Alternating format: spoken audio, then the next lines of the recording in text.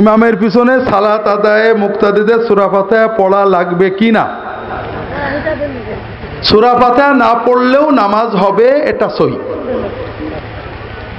শেখ মোহাম্মদ নাসিরউদ্দিন আলবানী তার সিফাতু সালাতিন নবী এর ভিতরে একটা হাদিস এনেছেন, জোহরের নামাজে সাহাবায়ে কেরামকে নামাজের পরে রাসূল সাল্লাল্লাহু আলাইহি ওয়াসাল্লাম প্রশ্ন করলেন, তোমরা কি ইমামের পিছনে কেরাত পড়েছো? তারা বলেন হ্যাঁ। বলেন না, আর পড়ো না, নিষেধ করলেন। আবার অন্য হাদিসে আসছে রাসূলুল্লাহ সাল্লাল্লাহু আলাইহি ওয়াসাল্লাম সিররি নামাজে, অর্থাৎ যে নামাজে ইমাম সাহেব মনে মনে নামাজ সূরা পড়েন, ওই নামাজে সাহাবীরা পড়তেন।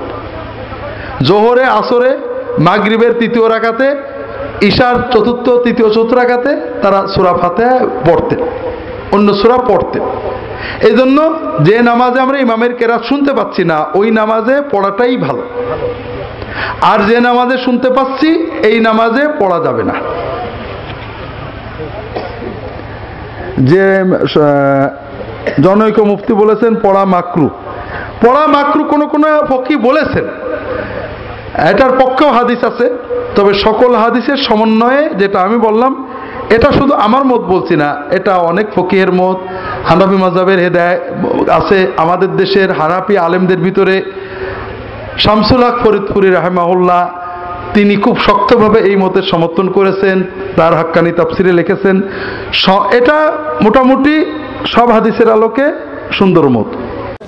ইমামের পিছনে সূরা ফাতিহার ব্যাপারে দুই প্রকার হাদিস রয়েছে, পড়া যাবে আবার যাবে না। কোরআন ও সহিহ হাদিস। শুকরিয়া, জাযাকুমুল্লাহ খাইর। সূরা ফাতিহা পড়ার ব্যাপারে দুই রকম হাদিস রয়েছে, কথাটি ঠিক নয়। যেখানে আল্লাহ রাসূল বলেছেন যে আল্লাহু আকবার যখন বলবেন আর যখন কেরাত করবেন তখন তোমাদের চুপ থাকতে হবে, মর্মে যে মুসলিম গ্রন্থে হাদিসটি রয়েছে, এটা চুপ থাকা মানে আরো একাধিক হাদিস দ্বারা প্রমাণিত যে সূরা ফাতিহার পরে চুপ থাকতে হবে। কেন? মুসলিম গ্রন্থে আবার যখন এই হাদিসটা এসেছে, আবু হুরায়রা রাদিয়াল্লাহু তাআলা আনহুকে জিজ্ঞাসা করা হলো যে আমরা ইমামের পিছনে সূরা ফাতিহা কেমন করে পড়ব, তখন তিনি বললেন যে ইমামের পিছনে চুপে চুপে পড়ো, মনে মনে পড়ো। তো আবু হুরায়রা রাদিয়াল্লাহু তাআলা আনহু সেই কালে বললেন যে মনে মনে পড়ো। তাহলে আবু হুরায়রা রাদিয়াল্লাহু তাআলা দুটাই হাদিস জানতেন, তিনি কি করে দুটাই হাদিসের সমাধান এভাবে দেন? নিশ্চিত আপনাকে বুঝতে হবে এটাই সমাধান যে একটা হাদিসে পড়তে বলা হয়েছে, একটা হাদিসে নিষেধ করা হয়েছে, এ কথা ঠিক নয়।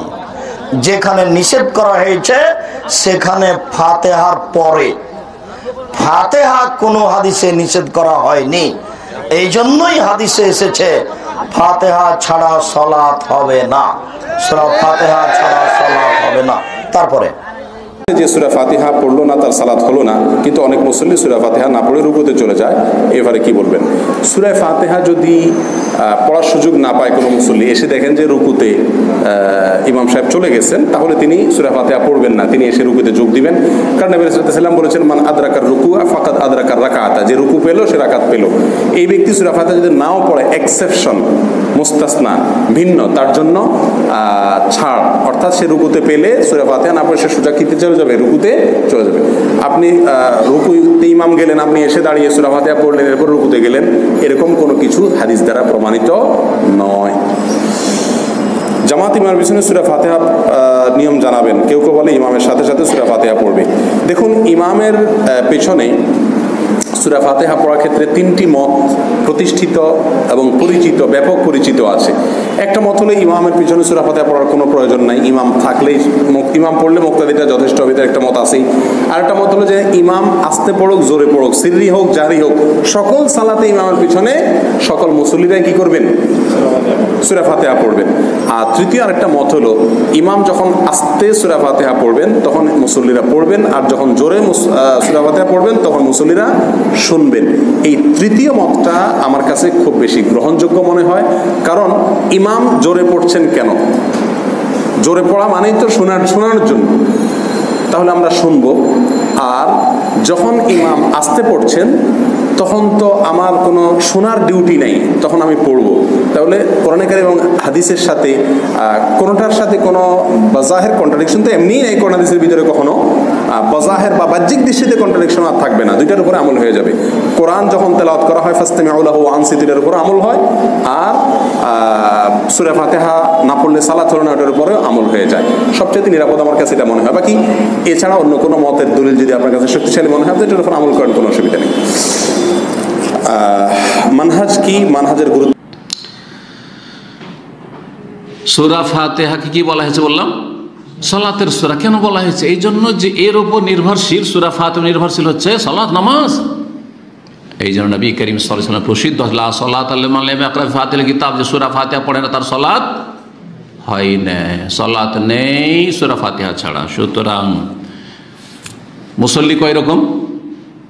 মুসল্লি কয় রকম কে বলতে পারে? 3 রকম। ইমাম মুসল্লি, ইমামের জন্য সূরা ফাতিহা রুকুন ফরজ, অবশ্যই অবশ্যই। সূরা ফাতিহা ইমাম যদি না পড়ে, ইমামেরও হবে না, মুক্তাদির নামাজ হবে না।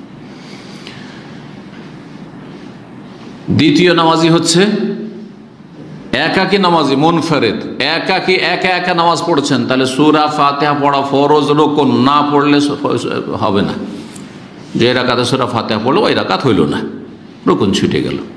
ইচ্ছা করে ছাড়েন অথবা ভুল করে ছাড়েন, ভুলে গিয়ে ছাড়েন, নামাজ হবে না, ওই রাকাত হবে না, রাকাতের রুকুন। বাকি থাকলো তৃতীয় রকমের মুসল্লি, তা হচ্ছে মুক্তাদি মুসল্লি। এখন মুক্তাদি সূরা ফাতিহা ইমামের পিছনে পড়বে কি পড়বে না? মুক্তাদির অবস্থা কয়টি?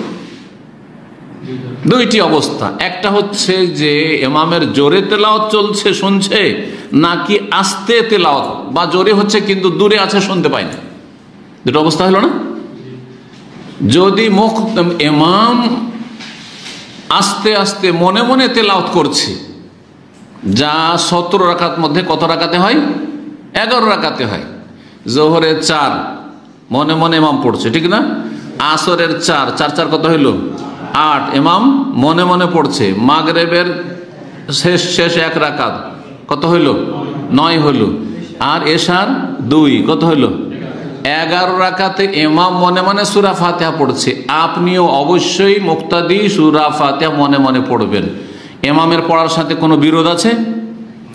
সংঘর্ষ হচ্ছে, দ্বন্দ্ব হচ্ছে, যে শুনবো না পড়বো, শুনবো না পড়বো, তাহলে বোঝা হলো সালাত লিমান লাম ইয়াকরা বিফাতিহা, যে সূরা ফাতিহা পড়ে না তার সালাত হয় না, তার নামাজ হয় না। বাকি থাকলো শুধু কতটুকু সীমিত, কতটা? এই 6 রাকাত, 17 রাকাত দিন রাতে ফরজ 6 রাকাতে, মাগরিবের 2 রাকাত, আর এশার 2 রাকাত, আর ফজরের 2 রাকাত। জোরে জোরে ইমাম তেলাওয়াত করছে, আপনি মুক্তাদি, এখন আপনি পড়বেন কিনা, এর 2টো অবস্থা। একটা হচ্ছে জোরে তেলাওয়াত করছে কিন্তু আপনি দূরে আছেন, ইমামের তেলাওয়াতই শুনতে পান না, তাহলে শুনছেন না, আপনি অবশ্যই পড়বেন। অসুবিধা আছে? সংঘর্ষ হচ্ছে তেলাওয়াতের সাথে, শুনবো না পড়বো বলতে পারবেন, শুনতেই তো পান না। বোঝা গেছে কিনা? তাহলে এখানে অবশ্যই অবশ্যই পড়বেন সূরা ফাতিহা, অবশ্যই পড়বেন, না তো সালাত হবে না, কারণ আপনি শুনছেন না, পড়ছেন না। তাহলে একেবারে সীমিত, আরো সীমিত আকারে বাকি থেকে গেল কি, যে সূরা ফাতিহা জোরে পড়ছে ইমাম, আর আপনার কানে সূরা ফাতিহার তেলাওয়াত পৌঁছেছে। এখন আল্লাহ কোরআনে তেলাওয়াত শুনতেও বলেছেন, হ্যাঁ, আবার আপনারা বলছেন যে হাদিসে আছে যে সূরা ফাতিহা ছাড়া সালাত হয় না। তাহলে এখন কোনটা করব? কোনটা করব? তো একদল বলছে যে যেহেতু আল্লাহ বলেছে ওয়াইদা করিয়াল কোরআন ফাসতামিউ লাহু ওয়া আনসিতু লাআল্লাকুম তুরহামুন, যখন কোরআন তেলাওয়াত করা হবে সূরা আরাফে, আল্লাহ বলেছেন শেষ দিকে, যখন কোরআন তেলাওয়াত করা হবে তখন ফাসতামিউ লাহু, মনোযোগী হয়ে শোনো, ওয়া আনসিতু, আর চুপ থাকো, লাআল্লাকুম তুরহামুন, তাহলে তোমাদের উপর সম্ভবত রহম করা হবে, আল্লাহর রহমত নাজিল হবে। বলছে যে এখন শুনছি, যেহেতু তো শোনাটা পড়ার বিকল্প, সুতরাং শুনবো তখন। এটা অধিকাংশ আইম্মা ইকরামদের মত, আলেমদের মত, এবং এদের দলিল শক্তিশালী আছে, এবং অনেক সালাফি আলেমরা এই ফতোয়া দিয়েছে, যেমন ইমাম ইবনে তাইমিয়া রাহিমাহুল্লাহ, ইমাম আলবানী, এরকম অনেকে আছেন। জি,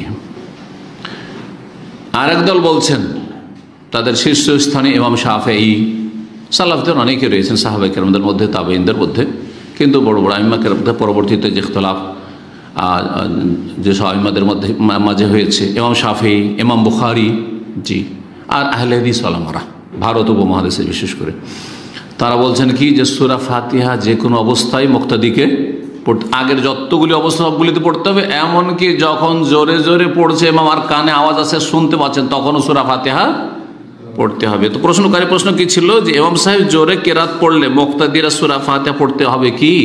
জোরে কেরাত করছে আর শুনছেন না তো অবশ্যই পড়বেন, আর জোরে কেরাত করছে শুনছেন তখন কি করবেন? সেই ক্ষেত্রেও সঠিক হচ্ছে, যদি ইখতিলাফ এখানে শক্তিশালী, দুই দিক থেকে দলিল মজবুত রয়েছে, এক্ষেত্রে বলবো না যে হকার বাতিল বলবো না, এক্ষেত্রে বলবো রাজি আর মারজু, একটা বেশি শক্তিশালী মনে হচ্ছে আর একটা আমাদের কাছে অত শক্তিশালী নয়, বা একটা বেশি যুক্তিযুক্ত, একটাকে আমরা বেশি প্রাধান্য দিতে পারি, সেটি হচ্ছে সতর্কতামূলক সূরা ফাতিহা পড়ে নেবেন। সতর্কতামূলক সূরা ফাতিহা পড়ে নেবেন, এইখানেও আগে শুনে নেন আর তারপরে আপনি সূরা ফাতিহা পড়তে লাগবে, ওয়ালাদ-দাল্লিন আমিন হলো, তারপরে সূরা ফাতিহা পড়ে নেন যতটুকু আপনার শোনা বা অন্য সূরা ছুটলো। জি, আল্লাহু আলাম। আমাদের একজন ভাই রাফসান আলম জিগাতলা ঢাকা থেকে আমাদের ভাই জানতে চাচ্ছেন যে আমি যখন ইমামের পেছনে ফরজ নামাজ পড়ি তখন শুধু নিয়তটা পড়ি, তারপর ছানা পড়ি, আর কিছু পড়ি না, এক্ষেত্রে কি আমি ঠিকভাবে নামাজ পড়ছি? জি ভাই রাফসান আলম, আপনাকে অনেক ধন্যবাদ। আসুন আমরা বিষয়টি জানার চেষ্টা করি। রাফসান ভাইয়ের প্রথম কথা ছিল নিয়ত পড়া। নিয়ত আসলে পড়তে হয় না, নিয়ত করতে হয়। আল্লাহ রাসূল সাল্লাল্লাহু আলাইহি ওয়াসাল্লাম এবং সাহাবারা ওনারা নিয়ত করতেন, কোনো আমলের ক্ষেত্রেই ওনারা নিয়ত পড়তেন না এক্সেপ্ট দ্য ইন্টেনশন অফ হাজ। শুধুমাত্র হজের ক্ষেত্রে রাসূল সাল্লাল্লাহু আলাইহি ওয়াসাল্লাম নিয়ত পড়তেন। আল্লাহ রাসূল বলেছেন যে লাব্বাইকা হাজ্জান, আপনি যদি হজ করেন আপনি নিয়ত মুখে উচ্চারণ করবেন লাব্বাইকা হাজ্জান, হে আল্লাহ আমি হজের জন্য উপস্থিত হয়েছি। আপনি যদি উমরার জন্য নিয়ত করতে চান আপনি পড়বেন লাব্বাইকা উমরাতান, আপনি যদি কিরান হজ করেন আপনি লাব্বাইকা হাজ্জান ওয়া উমরাতান এভাবে পড়বেন। তো হজের এই আবাদত ছাড়া কোনো আবাদতে আল্লাহ রাসূল সাল্লাল্লাহু আলাইহি ওয়াসাল্লাম এবং সাহাবারা নিয়ত পড়েছেন এই মর্মে কোনো অথেন্টিক টেক্সট পাওয়া যায় না। সব ক্ষেত্রেই ওনারা নিয়ত করতেন, আর নিয়ত হচ্ছে অন্তরের কাজ। আপনি যে অন্তরে ইন্টেনশন করলেন যে এখন আমি 2 রাকাত সালাত পড়বো, মনে মনে ভাবলেন যে এখন 2 রাকাতের জন্য আমি দাঁড়ালাম, এটাই আপনার নিয়ত। আপনাকে মুখে উচ্চারণ করে নাওয়াইতু আন উসাল্লি এটা পড়ার দরকার নেই। তো উনি শুধু নিয়ত পড়েন এবং সানা পড়েন, এতে তার সালাত হয়ে যাবে কিনা। এক্ষেত্রে স্ট্রং অপিনিয়ন হচ্ছে যে ইমাম সাহেব যখন আওয়াজ করে কিছু পড়বে তখন আপনি মনোযোগ দিয়ে শুনবেন। যেমন ফজরের সালাতে, মাগরিবের সালাতে এবং এশার সালাতে ইমাম কিন্তু জাহরি কেরাত পড়ে, তখন আপনি মনোযোগ দিয়ে শুনবেন, কারণ কোরআন যখন তেলাওয়াত হয় তখন শোনা আবশ্যক এবং তখন রহমত নাজিল হয়। ইদা কুরিআল কুরআনু ফাসতামিউ লাহু ওয়া আনসিতু লাআল্লাকুম তুরহামুন, যখন কোরআন শুনবে মনোযোগ দিয়ে শোনো, রহমত নাজিল হবে। কিন্তু ইমাম যখন চুপচাপ সিররি কেরাতে, যেমন জোহরের 4 রাকাত সালাত এবং আসরের 4 রাকাত সালাতে কিন্তু ইমাম আওয়াজ করে কিছু পড়েন না, সেক্ষেত্রে আপনি ইমামের পেছনে সব কিছু পড়তে পারবেন, সূরাতুল ফাতিহার সাথে অন্য সূরা মিলাতে পারবেন, এটা সবচেয়ে স্ট্রং অপিনিয়ন। পাশাপাশি মাগরিবের শেষের রাকাতে ইমাম সাহেব আওয়াজ করে কিছু পড়েন না এবং এশার সালাতের শেষের 2 রাকাতেও কিন্তু ইমাম সাহেব আওয়াজ করে কিছু পড়েন না, সেক্ষেত্রে আপনি সূরাতুল ফাতিহাগুলো পড়তে পারবেন। এই মর্মেই হাদিসে এসেছে এবং এটাই আমরা রিকমেন্ড করে থাকি। শুধু সূরা ফাতিহা দিয়ে সালাত আদায় করেন, সালাত হবে।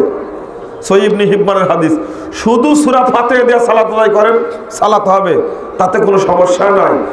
কিন্তু সূরা ফাতিহা না পড়ে 1 রাকাতে সূরা বাকারা পড়েন, 2য় রাকাতে সূরা আলী ইমরান পড়ে, সালাত হবে না আপনার। কেন বলেন তো? এই সূরাটা সূরাতুত তাওহীদ। কি সূরা এটা? তাওহীদের স্বীকৃতি আগে। আর তুমি তাওহীদের স্বীকৃতি দিলে না, তুমি এরপরে যাই ইবাদত করো না কেন তোমার ইবাদত কবুল হবে না। আগে তাওহীদের স্বীকৃতি। আল্লাহ কি চমৎকার ব্যবস্থা করে দিয়েছেন। এই জন্য তো বাংলাদেশের মুসল্লির সংখ্যা বাড়ছে, কিন্তু মানুষের হেদায়েতের সংখ্যা বাড়ছে না। মুসল্লির সংখ্যা বাড়ে, সন্ত্রাসীর সংখ্যা বাড়ে। এর কেমন কথা হলো? মুসল্লি আর সন্ত্রাসী কি এক জিনিস? মুসল্লির সংখ্যা বাড়লে সন্ত্রাস দূর হবে, মুসল্লির সংখ্যা বাড়লে দুর্নীতি দূর হবে, মুসল্লির সংখ্যা বাড়লে মাদকতা দূর হয়ে যাবে সমাজ থেকে। ফরজ সালাতের সময় কি ইমামের পেছনে সূরা ফাতিহা পড়তে হবে এবং অন্য সূরা মিলাতে হবে? ফরজ সালাত নয়, সকল সালাতেই আপনি সূরাতুল ফাতিহা প্রত্যেক রাকাতে পড়বেন। রাসূল সাল্লাল্লাহু আলাইহি ওয়াসাল্লাম বলেছেন, আল্লাহ সুবহানাহু ওয়া তাআলা বলেন নামাজকে, সূরাতুল ফাতিহাকে আমি আমার মাঝে এবং বান্দার মাঝে ভাগ করে দিয়েছি। কি করেছি বলেন তো? আমার মাঝে এবং বান্দার মাঝে আমি সূরাতুল ফাতিহাকে ভাগ করে দিয়েছি। যখন বান্দা বলে আলহামদুলিল্লাহি রাব্বিল আলামিন, তখন আল্লাহ বলেন আমার বান্দা আমার প্রশংসা করেছে। যখন বান্দা বলেন আর রহমান রহিম, তখন আল্লাহ বলেন আমার বান্দা আমার স্তুতি জ্ঞাপন করেছে। যখন বান্দা বলে মালিক ইয়াউমিদ্দিন, তখন আল্লাহ বলেন আমার বান্দা আমার গুণ কীর্তন করেছে। যখন বান্দা বলে ইয়্যাকা না'বুদু ওয়া ইয়্যাকা নাস্তাঈন, তখন আল্লাহ বলেন এই বক্তব্যের প্রথম অংশ আমার বান্দার জন্য, দ্বিতীয় অংশ প্রথম অংশ আমার জন্য, দ্বিতীয় অংশ আমার বান্দার জন্য। প্রথম অংশ আমার জন্য, ইয়্যাকা না'বুদু আমার জন্য, দ্বিতীয় অংশ কার জন্য? আমার বান্দার জন্য। এরপরে যখন বলেন ইহদিনাস সিরাতাল মুস্তাকিম সিরাতাল্লাযিনা আন'আমতা আলাইহিম, তখন আল্লাহ বলতে থাকেন বান্দা তুমি যা চাও তোমাকে তাই দেব, যা চাও তোমাকে তাই দেব, যা চাও তোমাকে তাই দেব। এরকম একটা দোয়া আপনি কেমনে মিস করেন? এরকম দোয়া আপনি মিস করবেন কেন? কেন মিস করবেন? পৃথিবীর কোনো আলেম বলেন নাই ইমামের পেছনে সূরা ফাতিহা পড়লে নামাজ হবে না, কেউ বলেন নাই। ফাতিহা পড়লে নামাজ হবে না এই কথা বলেন নাই, কিন্তু ফাতিহা না পড়লে নামাজ হবে না এই কথা বহু লোক বলেছেন। অতএব কোনটা পালন করা ভালো বলেন তো? পড়া ভালো না? এমনি তো আপনি সওয়াব পাবেন, সওয়াব পাবেন না? আপনি সওয়াব তো পাবেন, আপনার মনোযোগ অন্যদিকে যাবে না, এবং আপনার সূরা ফাতিহা পড়ার কারণে আল্লাহ আপনার উত্তর দিচ্ছেন। সুবহানাল্লাহ। খায়রুদ দুআই আল ফাতিহা, শ্রেষ্ঠতম দোয়া কি? আল ফাতিহা। আলহামদুলিল্লাহ, শ্রেষ্ঠতম দোয়া হলো আলহামদুলিল্লাহ, এর চেয়ে বড় কোনো দোয়া নেই। অতএব দোয়া, এটা দোয়া। সূরাতুল ফাতিহা যত বড় সূরা তার চেয়ে বড় হলো দোয়া। কাসামতুস সালাতা বাইনি ওয়া বাইনা আবদি নিসফাইনি ওয়া লি আবদি মা সালা, এইজন্য পড়বেন, অন্য সূরা মেলানোর প্রয়োজন নেই, কিন্তু সূরা ফাতিহা পড়তে হবে। কারণ বহু হাদিস এসেছে লা সালাতা ইল্লা বিফাতিহাতিল কিতাব, বহু হাদিস এসেছে সূরা ফাতিহা ছাড়া নামাজ হবে কি? এক কথায় উত্তর না বড় করে উত্তর? জি, এক কথায় উত্তর যদি দিই তাহলে এক শ্রেণীর মানুষ আমাদের ভাইরা আছে, ওরা তো আহলে হাদিস, ওরা তো মাসআলা বলবেই দলিল সহ। আমার সূরা ফাতিহার সঙ্গে একটা বক্তৃতা আছে, তাহকিকি মাজলিস, মাসালা 10 আর 11, 6 ঘন্টার আলোচনা। 6 ঘন্টা আলোচনা করেছে সূরা ফাতিহা পড়তে হবে কি হবে না। তা আমাদের সংক্ষিপ্ত বললে 8 ঘন্টা। তো যাই হোক, আরো সংক্ষিপ্ত করে দিই, সূরা ফাতিহা পড়তে হবে কি হবে না? জি, সূরা ফাতিহা ইমামের পেছনে হোক আর মুক্তাদি হোক, সকলকেই পড়তে হবে। প্রথম দলিল 4 মাযহাব থেকে দলিল নেন। প্রথম, ইমাম আবু হানিফা রাহিমাহুল্লাহ, জন্ম 80 হিজরি, মৃত্যু 150 হিজরি। 2, ইমাম মালিক 93 হিজরিতে জন্ম, 179 তে মৃত্যু। তিনি বলছেন যেসব নামাজে শোনা যায় ওখানে পড়ার দরকার নাই, যদি শোনা যায় না সেগুলোতে পড়ো, মানে আধখানা মাসালা আছে যে পড়তে হবে। 3 নম্বর, ইমাম শাফিঈ, 150 জন্ম, 204 মৃত্যু। তিনি বলছেন ইমামের পেছনে মুক্তাদি সূরা ফাতিহা পড়বে, এটা ওয়াজিব, না পড়লে নামাজই হবে না। ইমাম আহমদ বলেছে যেভাবে মুক্তাদি সূরা ফাতিহা পড়বে এটা উত্তম মুস্তাহাব, মানে 4 ইমামের মধ্যে 3 ইমাম বলছে পড়তে হবে, 1 ইমাম বলছে পড়তে হবে না। ইমাম আবু হানিফা রাহিমাহুল্লাহ আর তাজ্জুব হয়ে যাবেন। ইমাম আবু হানিফা বলছেন নামাজে সূরা ফাতিহা মুক্তাদিকে পড়তে হবে না, তার উস্তাদ আতা বিন আবি রবা রাহিমাহুল্লাহ 110 হিজরিতে মৃত্যু, তিনি বলছেন ইমামের পেছনে মুক্তাদি সূরা ফাতিহা পড়বে। ইমাম আবু হানিফার 2 জন ছাত্র, ইমাম মুহাম্মদ হাসান বিন সাইবানি 181 হিজরিতে মৃত্যু, তিনি বলছেন যে ইমামের পেছনে মুক্তাদি সূরা ফাতিহা পড়বে, এটা মুসনাদ হাসানা, বাংলাদেশ ইসলামিক ফাউন্ডেশন হেদায়া, প্রথম খণ্ড, কিতাবুল কিরাত অধ্যায়, পৃষ্ঠা নম্বর 79, শেষ 3টে লাইন পড়েন, স্পষ্ট ফতোয়া মওজুদ আছে। ইমাম আবু হানিফার আরেকজন ছাত্র আব্দুল্লাহ ইবনুল মুবারক রাহিমাহুল্লাহ 181 হিজরিতে মৃত্যু, তিনিও বলছেন ইমাম হাসান মুক্তাদি সূরা ফাতিহা পড়বে। সমস্ত দলিল দেখতে চাইলে সুনান তিরমিজি প্রথম খণ্ড 71 পৃষ্ঠা, বাবুল কিরাত অধ্যায়, হাদিস নাম্বার 311, 312, আলবানী তাহকিক অনুসারে দেখে নেন, সমস্ত কথা মওজুদ আছে। তার মানে বোঝা গেল 4 ইমামের মধ্যে 3 ইমাম বলছে পড়তে হবে, ইমাম আবু হানিফা বলছে পড়তে হবে না, কিন্তু তার 2 জন শিক্ষক 2 জন ছাত্র বলছে পড়তে হবে।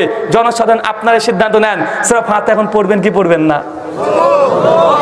2, ইমাম বুখারী, নাম শোনেন নাই, 194 জন্ম, 256 মৃত্যু, তার সহিহুল বুখারী গ্রন্থ আছে না নাই?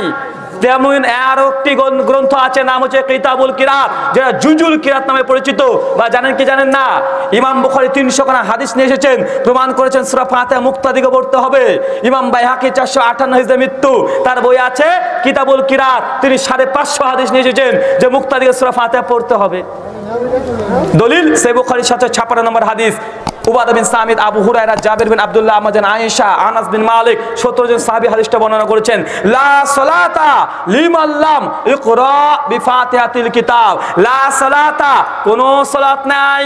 লা সালাতা মানে কোনো সালাত নেই। নেই জোহর, নেই আসর, নেই মাগরিব, নেই ইশা, নেই ফজর, নেই তারাবি, নেই তাহাজ্জুদ, নাই বেতের, নাই জানাজা।